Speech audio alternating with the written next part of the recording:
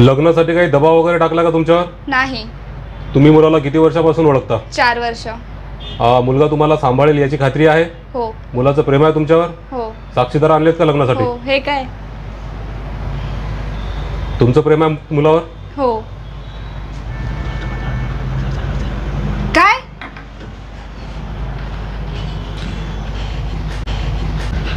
सृष्टी, हो, काय झालं? का पळून गेले त्या अशा? काय झालं? तिचा आत्तेभाऊ आहे दीपक, त्यानं तिला प्रपोज केला होता, पण त्याला नव्हती नोकरी, त्यामुळे ही त्याला लग्नासाठी नाही म्हणली होती. आता ते MPSCच्या मेन्सला आहे, डिस्क्रिप्टिव्ह पॅटर्न, आणि MPSCच्या मेन्ससाठी त्यानं HV देसाईची अर्जुन बॅच जॉईन केली आहे. आता अर्जुन बॅच जॉईन केली म्हणजे MPSC 100% पास होणार तो. मग आता तो MPSC जर समजा पास झाला तर मग या फाटक्यासोबत कशाला करायला लग्न? त्याच्यासोबतच कराल ना, धूमधडाक्यात, शुभमंगल, सावधान.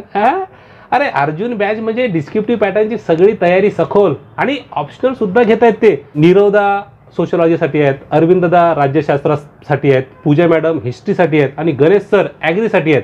फेब्रुवारीपर्यंत ऑप्शनल सगळा तुमचा MPSC मेन्स डिस्क्रिप्टिव्हचा सिलेबस कव्हर करणार आहेत. कसं आहे, डिस्क्रिप्टिव्ह पॅटर्न आहे आणि रोज लिहिलं म्हणजे स्वतःची नवीन आवृत्ती तयार होते. HV देसाईची अर्जुन बॅच म्हणजे गोंधळातून स्पष्टतेकडे, डिस्क्रिप्टिव्ह पॅटर्न म्हणजे नीरवदा.